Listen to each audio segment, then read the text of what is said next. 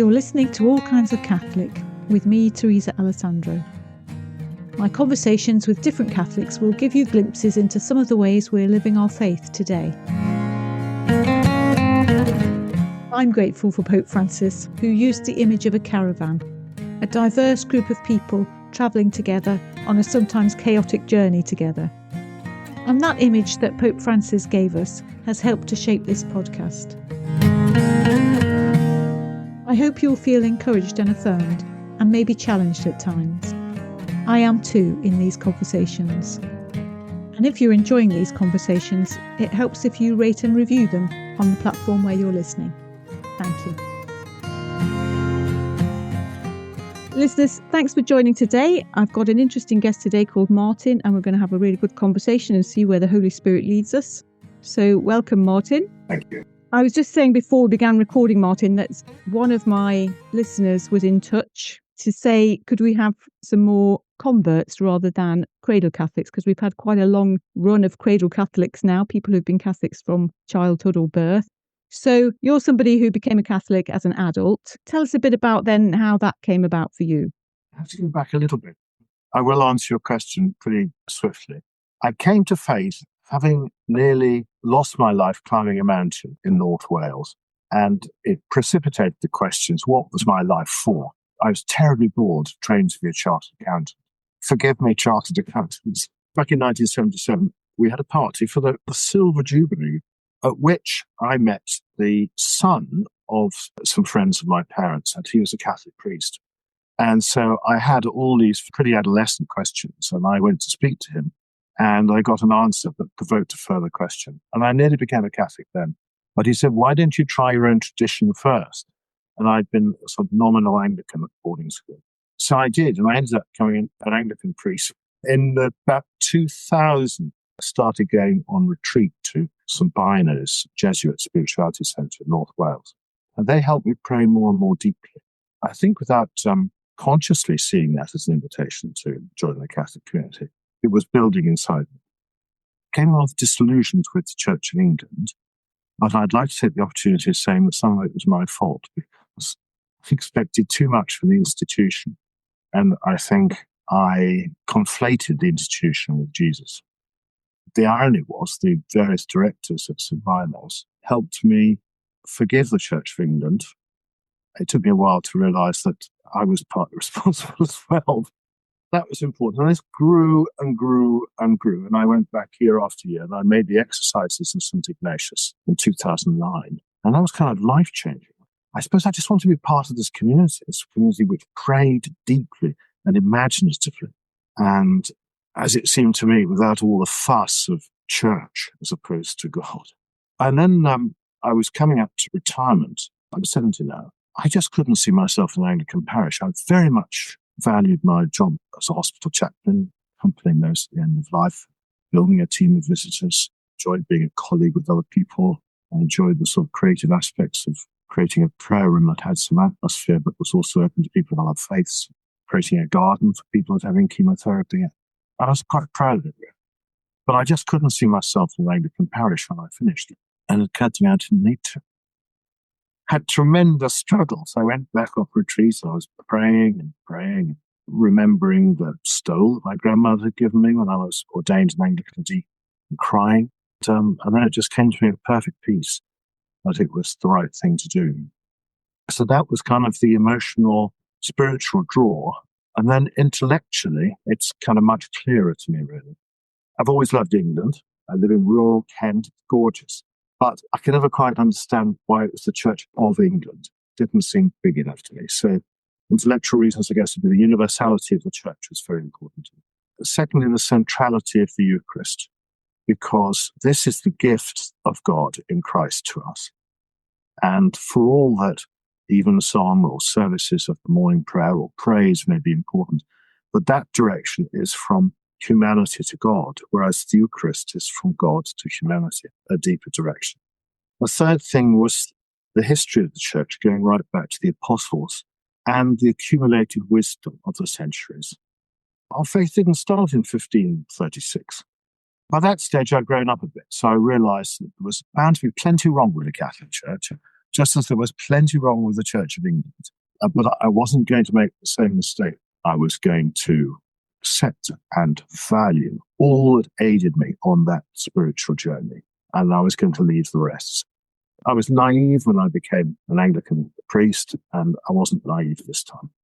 I think listeners will recognise how many times guests come back to Ignatian spirituality and the Jesuits teaching them Ignatian spirituality as making a big difference in people's lives. Yeah, that comes through quite often with guests, actually. Well, and I thought I was special. I'm so glad. There is something there that really speaks to people. That's the thing. This way of praying, so many people have valued it, having experienced it. I didn't quite work out what age you were when you became a Catholic then.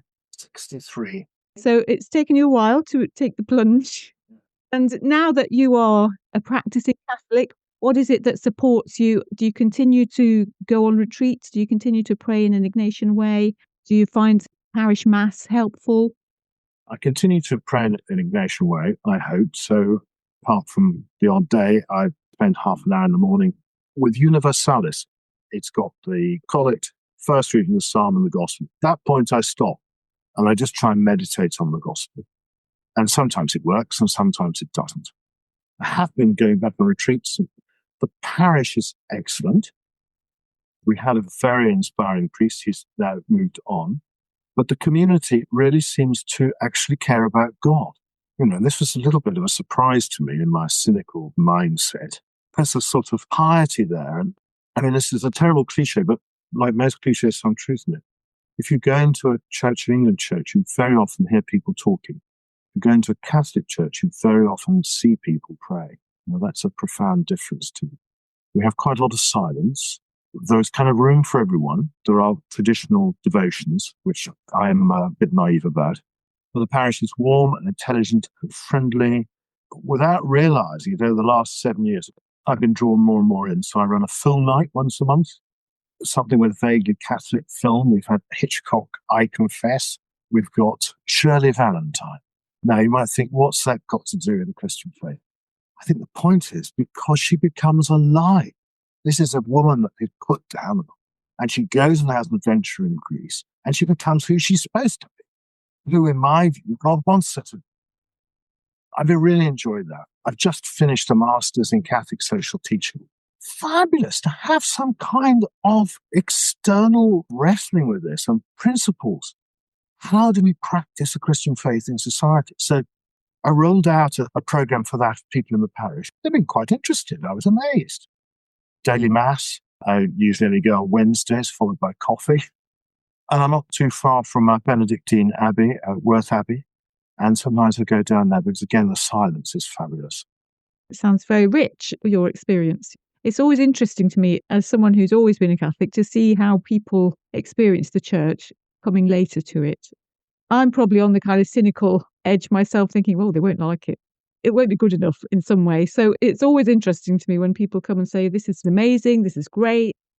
It's encouraging for people who might get a bit jaded over time because it's so familiar. Yeah, it's just got this structure, which is a kind of supportive net for your spiritual journey. If the structure becomes too important, then it strangulates. But the point is, it's there. And I read one of Pope Francis' recent encyclicals on the Sacred Heart, and he said a marvelous thing. Something on the lines of depictions of the Sacred Heart are variable in their taste, full stop. This matters not at all. And I thought that was just so good. Yes. There's wonderful Christian Catholic art, particularly some of the modern stuff. Some possibly is not of such quality. It doesn't matter to me because there's a kind of sincerity to it, that it helps people. I find that very moving. Easter morning, one of my fellow parishioners was there, and I saw him touch the statue, and his eyes were filled with tears. It's fantastic. I think that's right. It's easy to look dispassionately at these things, but actually people aren't looking dispassionately at them. There's great meaning there for people. One thing I haven't got, and I keep trying, is the Mary thing. And I hope that doesn't offend people. Totally get the theology. Incarnation of God in Jesus cannot happen without Mary. I get a lot of the stuff from the Gospels, do whatever he tells you, as she says to the servants in the wedding at Cana. but I don't get the sort of spiritual emotional bit. So I went off to Lourdes to see if I could catch the thing, and I just didn't. I had a very good chat with an Italian friar who did his best to help me. There's someone who contacted me about LGBT ministry, and she's Dominican, and she really helped me, actually, because she said it's Jesus who commends Mary to the beloved disciple. And of course, the beloved disciple, and this is wonderful, John, both these people are real, but there's always another symbolic level to it. So which of us is not a beloved disciple? But I'm kind of waiting for Jesus to commend his mother to me. And I suppose part of that is I just want to sort of belong, which is a bit weak, to understand the fullness of this. I think there will be listeners now who are very devoted to Our Lady, who will now be bringing you into their prayers. Please do, because I really respect you, and it's just something I just don't get. I wonder if the time will come, Martin. We'll see. So you mentioned LGBT ministry there, and I know from our previous conversations that you're a gay man. Yeah. Tell us a bit about what it's like being a Catholic and a gay man. Well, first of all, I struggled with the church thing and I became very angry. I learnt the truth of what it's either Desmond Tutu or Nelson Mandela or it's St. Augustine. Resentment is like drinking poison and hoping it will kill your enemy. So I realized that my resentment was mainly harming me. Several people said to me, well, isn't the church being more welcome to LGBT? The answer is kind of yes. But a really important part of my becoming a Catholic was Gaudium et Spes, the pastoral constitution of the church. I will read you the paragraph about the primacy of conscience. And as Michael Caine would say, not a lot of people know that. They tend to think Catholicism is rules, rules, rules, rules, rules. Now, I really respect the rules. I really respect the teaching. And this is part of the teaching I'm about to read you. Paragraph 16. Conscience is man's most secret core and sanctuary. There he is alone with God and hears his voice most intimate.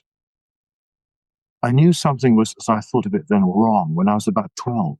In other words, the beginning of sexuality. And it was a real burden. So I had a long time to wrestle with this, to pray with this, to listen, to reflect on my experience and discern what it is teaching. So that's important. So conscience is not a sort of get out of jail free card. And here's what the last couple of sentences of that paragraph say. Yet not seldom it happens that conscience can be wrong through invincible ignorance. In this case, conscience does not lose its stature. But we cannot say the same when men have too little care in looking for the true and the good, or when habits of sin gradually almost blind conscience. So I felt I'd become a Catholic in good conscience, having wrestled with Catholic teaching, listened to my own experience, prayed that who I am is who God has made me. And my partner of 28 years has been God's gift to me and a blessing to me. That's been really important. And I respect church teaching. It's not like I say, stuff it. Not at all. Part of that church teaching, unfortunately, is that I'm intrinsically disordered and something evil is another one. I let that go over my head. I seem to dissent from it. I think that is really important. The way you've demonstrated that. I think it might be easy for people to think that, you just ignore the things you don't want to hear. But actually you're demonstrating that, no, you've really wrestled with this. You've really thought about this. You've really looked into this. Yeah, lived it from the age of 12. This is who you are. I think it's really helpful for people to hear that. And, when you mentioned the age of 12 there, I just, my heart could break for young people hearing a version of the church's teaching, which is not the whole, and wrestling with that in their innermost core, as you were describing that conscience statement. I'm really glad that we've been able to begin to talk about that. You've done all that work and you are at peace with who you are and who God made you in the image of God. Yeah. But I guess you still have to go into a Catholic church with an element of caution again, I feel terrible about that. But is that right? Is that your experience? Yes, it very much is. I just have to say, what good am I looking for? I'm looking for Jesus. I'm looking for his gift of himself to me. Will this community help me? And if it does, can I just leave aside that other stuff? I could just go up to Farm Street all the time or twice a month, but I'm not a label.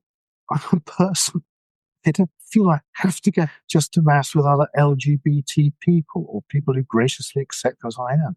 I don't live there, and I'm part of this community where I am now. But I suppose I have to be discreet. So it took time to know the previous priest, and in fact, he came to meals with us. And the current one we have is very much more traditional. So I'm just sort of keeping my counsel there. But I also think there's a lesson in that, actually, because, as one of these very radical Anglicans, nothing wrong with that. But I don't want to be a member of a part of the Catholic Church. I want to be a member of all the Catholic Church. So I want to learn from more conservative people. What is it they have to teach me? What can I learn from them? That's important as well. Keep my mind and my heart open. I think I don't know what the word is. It's a very balanced way of looking at things when, as you say, you could find yourself in one narrow track with a label on. This is for these people. I think it's very, I don't know what I'm trying to say, but given that you could be very hurt by a sense of rejection from some people in the church, to actually approach the whole church openly and want to learn from different groups of people, I think that's amazing. As far as it's happened, it's grace, because I sat didn't start there. I was very angry and very hurt going back decades. I was an Anglican then. One very good thing is I look back to that time when I spoke to the child of friends of my parents who was a Catholic priest. If I had become a Catholic then, and I was quite tempted to, it wouldn't have lasted because I didn't have the maturity. I would have become very hurt and I would have behaved in the Catholic Church just as I behaved in the Church of England. And then I'd have had nowhere to go. That is God's grace again. The other thing we haven't mentioned, but it wasn't a deciding factor, was Pope Francis' ministry, which I think has been fantastic. His whole tone towards LGBT people has been much better. It wasn't a deciding factor because I decided long ago that popes change. I wasn't going to let that influence my decision. But let me just say, it hasn't done it any harm. It was just so lovely. He met us. We went on an LGBT pilgrimage to Rome. We went to one of these big audiences and we were just a few feet away from. I very much like languages, so I just loved the fact the gospel was translated to all these different languages, trying to work it out. And then I thought, well, that's very nice. I got up to go and the guy came to me and said, no, he wants to speak to you.